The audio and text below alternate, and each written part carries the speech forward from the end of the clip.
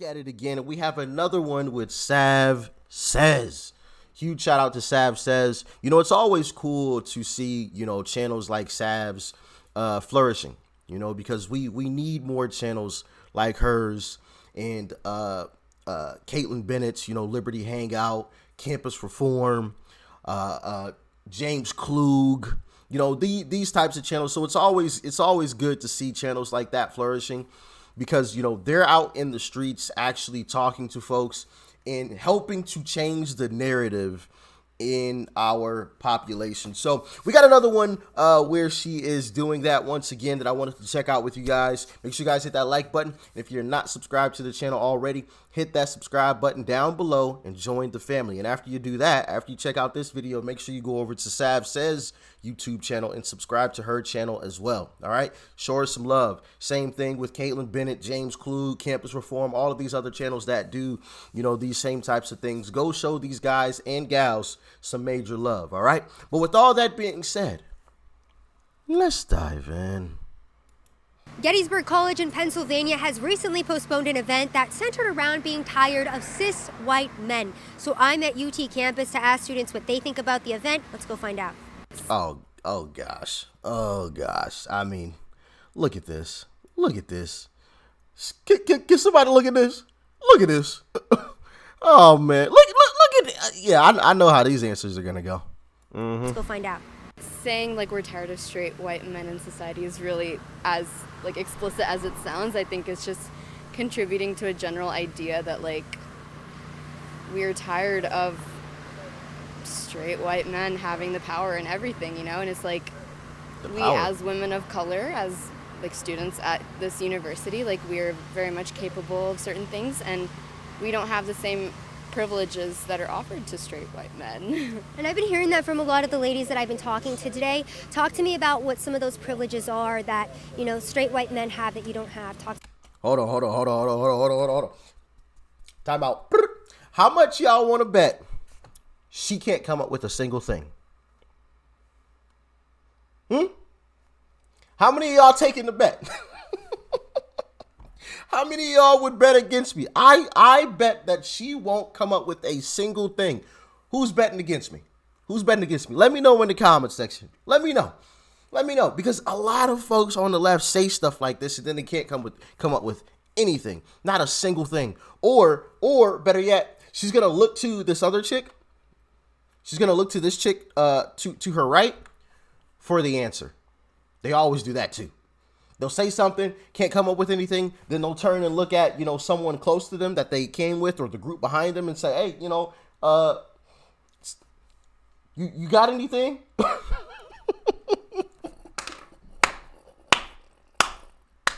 They are robotic in the way that this happens. Hold on, let's see. Let's check it out. Tell me about that. I think I don't really know. Have you ever experienced a specific instance? I don't know, but I also need to go. I know.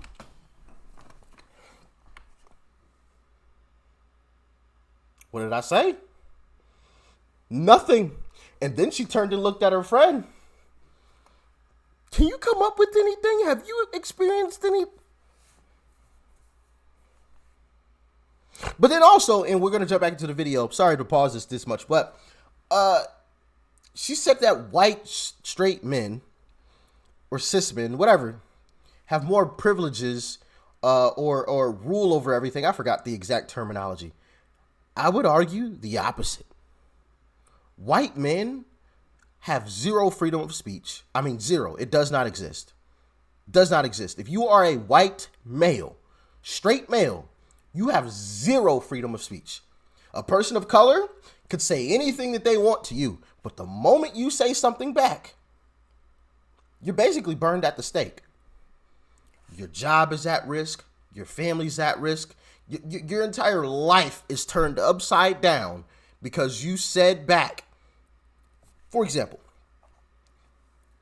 a black person says something to the white person. The white person says just about the exact same thing back to the black person. That white person that said that, their whole life is destroyed. The black person, they're a hero on social media.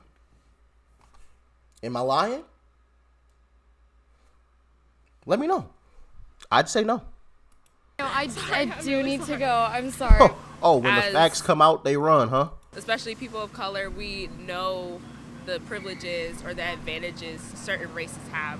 Talk to me about some of those privileges that white people have that you guys don't have. Hold on. Do we have a repeat? I think so. I would just be like, okay, I guess I'll start with I am a black queer person. If I were to just walk amongst the streets, I'm also like women like identify. I look very feminine. If I were to walk across the streets in the dark as a black queer female presenting person, I would not feel safe because I feel like I would be pretty targeted. But if I were a white cis man, I don't think I'd be like the type of person someone would come up to and hate crime, because that's just not what happens. I'm certainly cognizant of my own privilege because of my... Where are all these hate crimes happening? And yes, if you're walking at night, nighttime is dangerous. It's just well known, you know. If you're walking at night, you better be looking over your shoulder. I don't care who you are, where you are. Crimes can happen anywhere, even if you live in the best of areas. Crime happens. Okay? So it has nothing to do with your skin color, ma'am, whatever your name is. I don't know what her name is. You're walking at night. It's when the shadows start moving, shorty, you know. Look over your shoulder. Be aware of your surroundings. Come on. That's just common sense, but common sense is no longer common. My own race, this is the color of my skin. What privileges are those? Lots of things. I mean, like, I think there are certain assumptions that come with certain people. Like, when they look at a black person or an Indian person, they automatically have this profile in their head, you know, racial profiling. And that still exists. I mean, we're not going to escape that until human depravity itself goes away. Talk to me about some of the privileges that white men are awarded that you guys are not awarded. Definitely, like... She's going to make up something. I guess just getting away with situations. Like, if I were to, like... I don't know, like... I guess... I love this editing that Sav is doing. Zooming into her face this whole time. Here you go. I have to think about it. Oh, call on a friend. It's situations like if I had a problem with like a male teacher and they were a white cis male, there was less of a chance for something to happen to them because of it.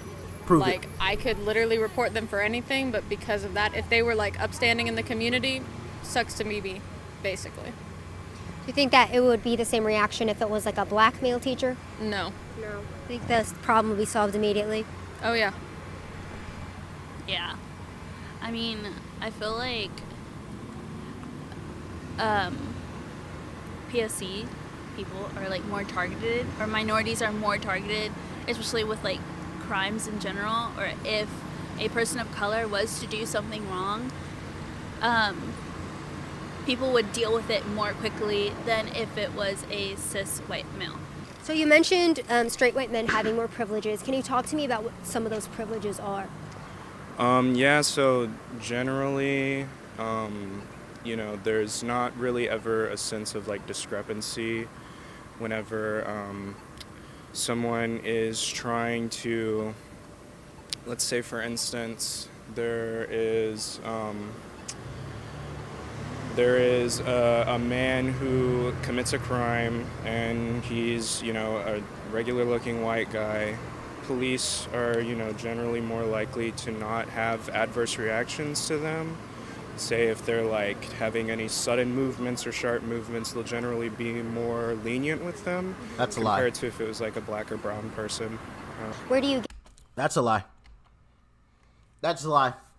Studies have shown that more white people are harmed by police officers than black people. That goes out the window. Sorry, buddy. You're wrong. I'm right. Once again. Get that analysis from? Compared to if it was like a black or brown person. Where do you get that analysis from? Out of thin like air. statistics, crime statistics, rates of arrest compared to Lie. comparing, white people to like black and brown people or minorities in general. What would you say to people who say like the black community commits the majority of the crime, that's why they're more likely to be arrested? What would you say to that point? I would say that there are certain factors of society that have contributed to black and brown people being more impoverished. Yeah. And crime is sort of the way that a lot of people see an escape from this poverty. Stealing is a crime, but say you're a hungry man and you go into a grocery store and you steal some food for you or your family. Nah, that's not happening. That's not happening. These people aren't stealing because they're hungry or starving or anything like that. There might be a few, and we all have hearts for those folks. But nah, that's not a majority of the stuff that's going on. That is not a majority of the stuff that is going on. And just because, you're born into bad circumstances doesn't mean you have to perpetuate those bad circumstances. Doesn't mean that you should continue that cycle. That's not an excuse to continue the BS. Is that really a crime, or are you just trying to survive at that point? No, it's a crime. Well, y'all, it was nice to see the racism levels at UT Austin have gone down a little bit. So great video today. By the way, I am going to be at America Fest for Turning Point USA in Arizona this December 17th through the 20th. Go to amfest.com and use coupon code SAV, SAV, for 20% off your general admission ticket. I would love to meet you, and I would love to see you there. Thanks for... Okay, little coupon code. All right. So white male privilege. Actually, I kind of feel bad for white men at this point. People of color kind of have it good right now. And for one of the reasons that I explained earlier. White straight men don't have freedom of speech. I mean, none of us really have freedom of speech, but white males really don't have freedom of speech. I mean, y'all say anything and it's a wrap. It's a wrap. I mean, you are put on the stake and gotten rid of, okay?